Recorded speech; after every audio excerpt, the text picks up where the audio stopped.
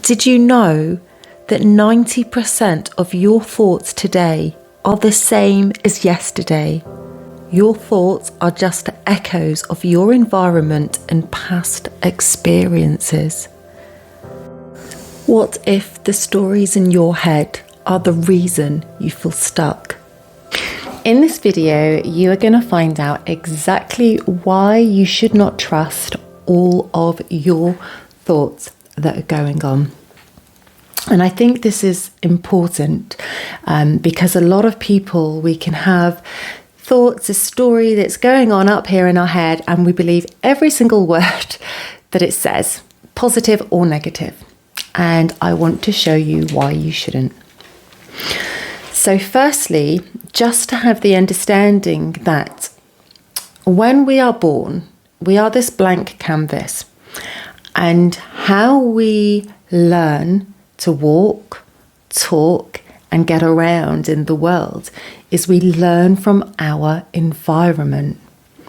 We learn from what we see, from what we hear, and what we experience. That's why you can have 10 babies born in 10 different countries and they're all going to speak a completely different language. Or you can have the millions and billions of us that we do on Earth, and why we are all completely different, because we are all created from the environment that we were in. And so what happens is, as an example, if you was to hear most of your life, you're useless, you're not going to amount to anything, you're not going to amount to anything. When you're a child, you are in this hypnotic state. Your brainwaves are literally in this hypnotic state. You don't filter anything. You take it all on. You don't know what's the truth and what's not. You believe it all, especially when it comes from your caregivers. So what's going to happen when you're older? And through your life, you're then going to have this inner dialogue and this belief that you're not enough. So could you imagine that versus an experience of being told often like, I love you, you're perfect just as you are, I know you're going to be successful in life, I believe in you. Can you imagine the difference of that for a child growing up? So I'm just giving those as an example of then how it's just a more concrete example of how then your experience of life can then have an effect on the thoughts that you will have when you're older. So that's just small. So then can you imagine like the social media, your school, your parents, your siblings, your friends, and all of that, and how that then is going to affect your thoughts. And then what happens is you become older, you become an adult, and most people start to believe everything that's going on up here. So just understand, these that are going on up here, these thoughts, they are not you. They're not you. They are just an accumulation of all the experiences that you've seen, you've heard, you've felt, everything of your life up until date. That's all that this is. And have you ever noticed when you're having a conversation in your head or you say something like you're aware of that? You are the awareness. So you are that ever-changing, constant awareness of what's going on, not of the thoughts and the things that are going on. So if you can get to the place of the understanding that you are not all of your thoughts, then you can come to a place of just the awareness of being detached from them. And it's almost as if like you're watching a film, or you're watching the clouds in the sky, or you're watching boats float by at sea, or on a canal or something. You're just watching them and observing them. You're not becoming attached to the story or the narrative or whatever it's telling you, because what usually happens is something happens, then a story starts happening up here, which then can create an experience and an emotion in our body.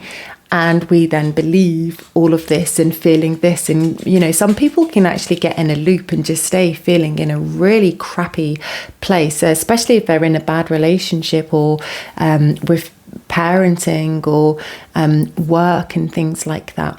But if you can realize that, okay, I am not my thoughts, and okay, this thought has just told me that this person has done XYZ on purpose just to wind me up, but realize that you don't have to become attached to that story. That story is not the truth. You putting your experiences of your life onto that person, you've got no idea what's going on in their head.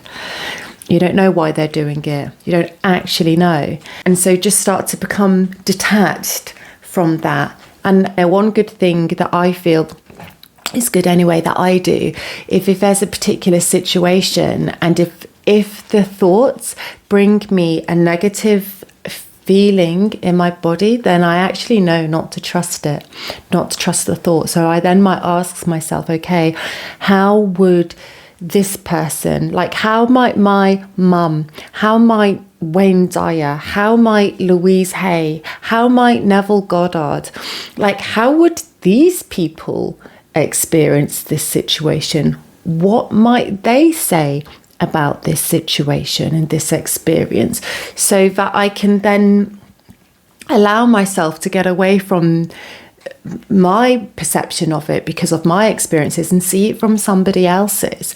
And for me, whichever brings the most lightness in the body is the closest to the truth. But in order to get to that point, you first need to just have that awareness of, I am not my thoughts, so that you can create the distance between your thoughts and your feelings and your experience of stuff. And when you are able to have that awareness as much as you can, I mean, when I started, I literally just had an alarm. That's what I do when I want to like reset, reprogram my mind. I just set an alarm for every hour of the day to remind myself to either stay focused or think about the future or not think about the past, or take a breath, take a pause, be in the moment, you know, whatever it may be. So for you, that could mean just set an alarm, just reminding yourself every hour, I am not my thoughts. I am not my thoughts.